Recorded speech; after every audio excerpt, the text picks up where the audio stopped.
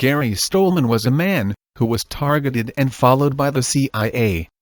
He was an extremely intelligent man and a truth seeker.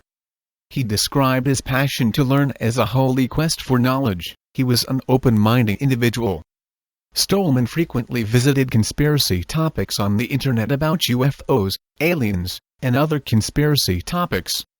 He also believed in psychics, the paranormal, and witchcraft. I neither like to use the term magic nor witchcraft, because it is such a primitive term to explain human potential, such as telepathy, telekinesis, mind healing, chi, remote viewing, other psychic abilities, activation of the human DNA and mutations. Gary Stollman had friends in UFO circles, and attended conventions on the subject. While he was attending one of the many community colleges he had gone to, he had conversations of conspiracies with his electronics teacher. His teacher claimed the government had tiny alien bodies in ice, at Hangar 18, which was known as the Environmental Control Building. They also spoke of strange things the Air Force had in that building, and of it being heavily guarded building in the world. According to Gary, this teacher was later replaced by a clone. While Gary was on his holy quest for knowledge, he met a man named Rick Schiffman, who invited him to his office to introduce him to ARPANET, or Advanced Research Project Network, which was sponsored by the Department of Defense. Here Gary was able to secretly gain access to the Pentagon's computers, and was easily able to decipher the protected files. Shortly after this there was an incident at the building and he was asked by Rick if he had taken anything from the office. He replied that he had not, and was told he could not return.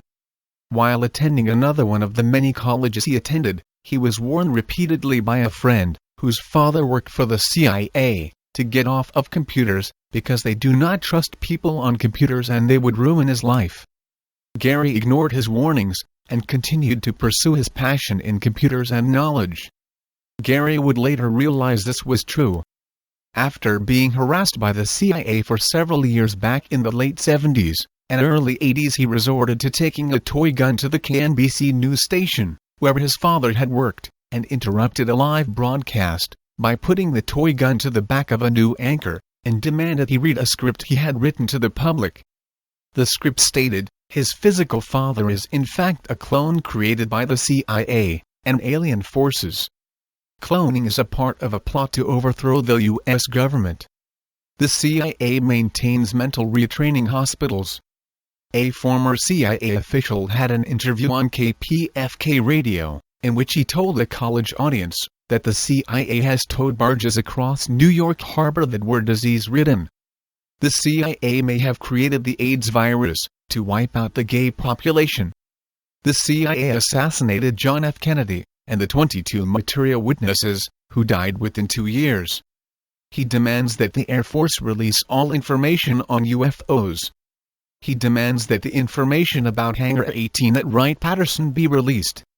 The CIA doesn't trust people on computers. There is a secret group led by the president's own staff. There are beings around with the power to teleport instantly, and do the same to others, who can read and control minds, and transform matter into other forms, and create it at will. This never aired due to the fact that the studio had stopped broadcasting once this had happened.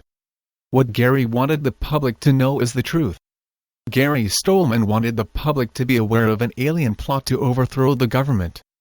He was referring to the reptilians and the Greys who work with them. He claimed that his parents were replaced by CIA alien clones, and that everywhere he went others were being systematically replaced by the CIA. Today, thanks to Thomas Costello, Phil Schneider, and others, we now know of underground CIA bases, such as Dill Space, and the genetic experiments and human cloning experiments that take place there. He also wanted the public to be aware of the fact that John F. Kennedy had been assassinated by the CIA. Today truth seekers know this to be a fact. He also concluded the entire phone system in Los Angeles was being monitored by the CIA. Of course today we now know the NSA has live access to all our phone calls, texts, emails, and access to all our internet activities. This and all the laws passed which allows our government to spy on its own citizens shows us how little the CIA and the rest of our government trusts people on computers. They have been monitoring long before the bombing of the Twin Towers on September 11. He said the CIA had hospital mental retraining programs. In the Senate report on MKUltra, we learned the CIA sponsored the construction of hospitals so they could experiment on unwitting patients. We also know the Air Force and various government factions hide the existence of UFOs from the public. As far as the beings who can read minds and control matter, Phil Schneider, the man who was assassinated for exposing dual space and alien grays, also spoke of how other beings learn to manipulate matter. We also know of how DARPA and the CIA develop and implant chips in the brains of their clones, who are a slave race for the elite. If you read a short document created by Gary Stollman, you can understand this story and relate it to what we understand of the Sumerian tablets, underground CIA bases, the Anunnaki and Zeta Greys, and the reptilian agenda.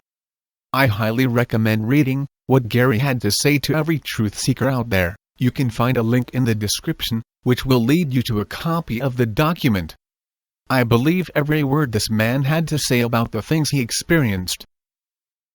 Here is the footage of Gary Stollman and the KNBC on-air incident. Over an hour ago, and she's going to bring you up to date on what did happen. As viewers know who are watching our 4 o'clock news this afternoon, a young man was in our studio. He was a guest of the studio. He had called me earlier and asked if he could come and watch the news from the studio. His name was Gary Stollman. Told me he was Max Stollman's son, and Max, as many of you know, was our pharmacist at 4 o'clock. His son told me he'd like to come down and watch our show, so we let him come in the studio, and as we were getting ready to go to David Horowitz's report, this young man made his move, and here's what people saw who were watching our show this afternoon about 4:40. Because, you know, one of the nicest things about shopping by mail order... Pardon me? What is this? Let me see what it says. All right. All right, well, let me read this. Folks, we have someone on the set who's standing here and would like me to read this copy which was just handed to me. You want to tell me your name or not? What is it? And Gary, where are you from? David, very cool there. At that point, news producer Nancy Valenta ordered us off the air, but we all pretended that we were still broadcasting for the entire rambling, incoherent statement, and this is how it ended off the air. Viewers did not see this. Involved. There is no way I can harm anyone with this empty BB gun. Okay, Gary Stollman did not verbally threaten anyone. He put the gun down immediately. He made sure that everyone knew it was a BB gun. As soon as he did